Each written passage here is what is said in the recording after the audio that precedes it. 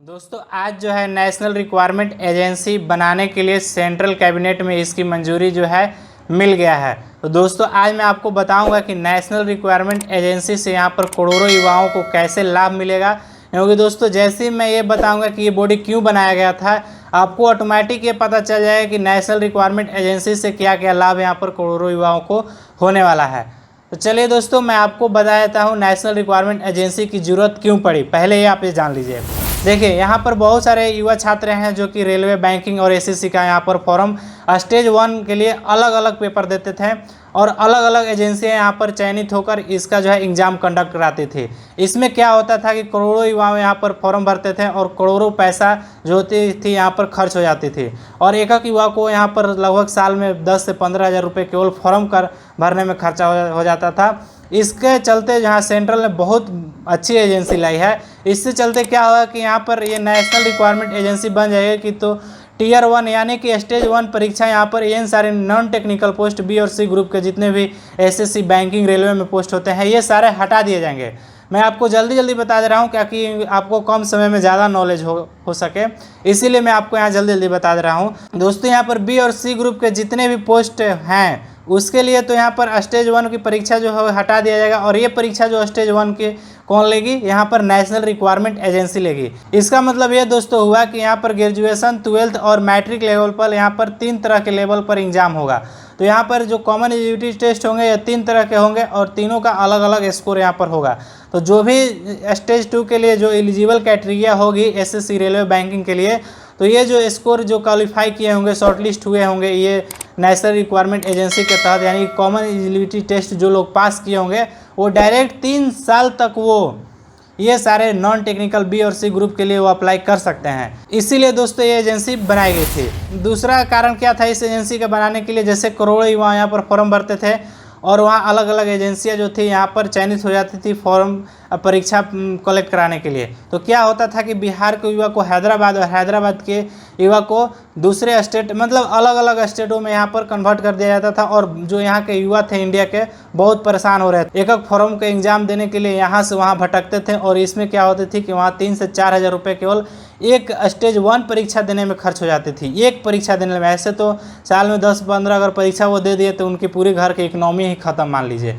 तो ऐसा स्थिति था यहाँ का। लेकिन ये नेशनल रिक्वायरमेंट एजेंसी बनने से क्या होगी, इसमें बताया जा रहा है कि हर एक डिस्ट्रिक्ट में कम से कम एक जो होगा एग्जाम सेंटर बनेगी और लगभग 1000 सेंटर पूरे ऑल इंडिया में बनाने की बात की जा रही है अभी फ़िलहाल। और ये बताया जा रहा है कि इसमें कम से कम जो होगी एक डिस्ट्रिक्ट में एक एग्ज़ाम सेंटर होंगे। इससे क्या होगा कि होम डिस्ट्रिक्ट में ही आपको एग्ज़ाम देना होगा। और सबसे बड़ी फ़ायदा इसमें क्या होगी कि जो रूरल एरिया में जो वुमेन रहते हैं, जैसे कि आप लोग जानते हैं शादीशुदा हो जाता है तो वो लोग, उनके पास टैलेंट होता है एग्ज़ाम क्वालिफाई करने के लिए, लेकिन वो फॉर्म भर के वो उतना दूर, तो अब मान लीजिए बिहार के स्टूडेंट जो वुमेन होगी वो तो जाके हैदराबाद वहाँ पर फॉर्म नहीं भरेगी, क्योंकि कमज़ोर वर्ग के अगर वो छात्र होगी तो कैसे जाके वहाँ देगी परीक्षा।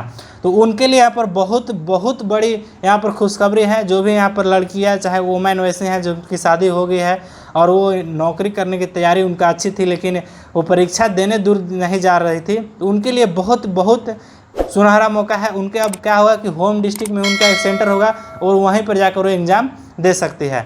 इससे दूसरा फ़ायदा ये होगा।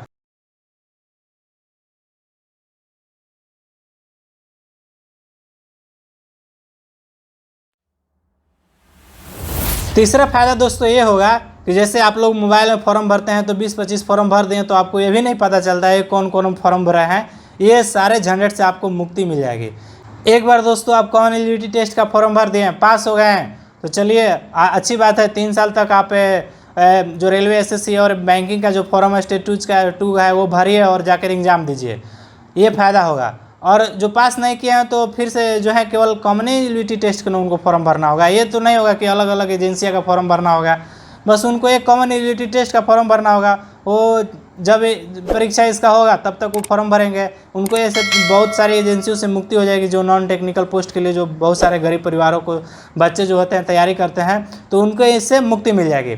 और इनसे ये फ़ायदा हो जाएगा कि उनकी जो पारिवारिक स्थिति है वो ज़्यादातर जो ये कॉस्ट जो होगी कम हो जाएगी। फॉर्म भरने में जो उनका कॉस्ट जो ज़्यादा खर्च होती थी वो कॉस्ट जो कम हो जाएगी उनकी खर्च, तो वो क्या होगा कि वो कॉस्ट उनका सेविंग हो जाएगा और वो जो है अपने जो पढ़ाई लिखाई में जो भी आप कलम कापी जो होगा, चाहे फीस का होगा चाहे खान पान के जो ध्यान अपना रखेंगे वो पैसा से, तो उनको जो तैयारी करने वाले स्टूडेंट होंगे उनका तो ज़्यादा बेनिफिट होगा।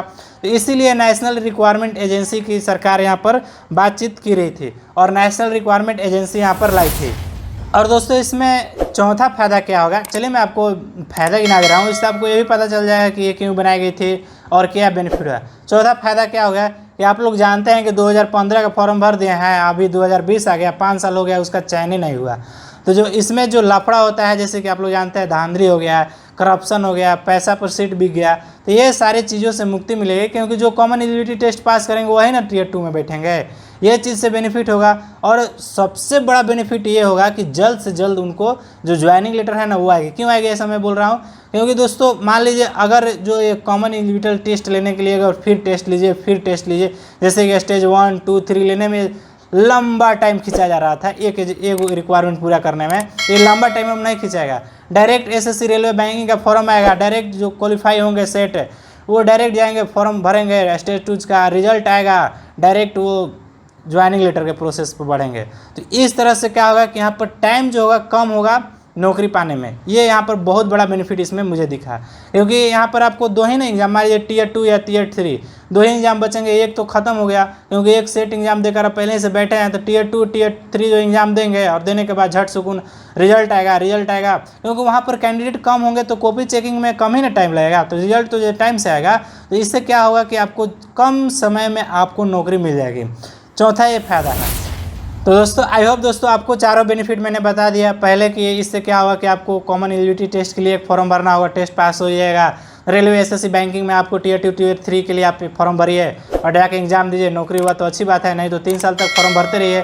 3 साल के बाद नहीं हुआ तो फिर से एक बार सेट का एग्ज़ाम दीजिए, फिर से आप ये अगर स्कोर उसमें भी शॉर्टलिस्ट हो गए तो फिर से आप टियर 2 टियर 3 का एग्ज़ाम दीजिए, ये बेनिफिट होगा। तीसरा ट्रैवल कम होगा, डिस्ट्रिक्ट में आपका होम एग्ज़ाम होगा। जो चौथा यहाँ पर ये फ़ायदा होगा कि जो वोमेन होंगे, जो लड़कियाँ होंगी, ज़्यादा ट्रैवल नहीं कर पाएंगे और उनका होम सेंटर में उनको ये एग्ज़ाम देने का मौका मिलेगा, तो ज़्यादा से ज़्यादा लड़कियाँ जो होगी एग्ज़ाम सेंटर पर जा पाएगी। तो यही सारा बेनिफिट है और ज़्यादा इसमें बेनिफिट नहीं है। तो आई होप आपको पता चल गया होगा कि ये नेशनल रिक्वायरमेंट एजेंसी क्यों बनाई गई थी। अभी जो ग्रुप डी और एनटीपीसी का जो एग्ज़ाम बचा हुआ है, मुझे आशा है दोस्तों कि गवर्नमेंट जो है ये नेशनल रिक्वायरमेंट एजेंसी के तहत सोच रही है क्या तो एग्ज़ाम लेने के लिए, इसीलिए इस एजेंसी का झट से अप्रूवल मिला। लेकिन वो एग्ज़ाम अभी लेट है, तो गवर्नमेंट भी सोच रही है कि इस बॉडी को जल्द से जल्द डेवलप कर दिया जाए, ताकि ये सारे एग्ज़ाम जो हैं 2.5 करोड़ लोग फॉर्म भरे हैं, इस एजेंसी के तहत ही एग्ज़ाम करा दिया जाए।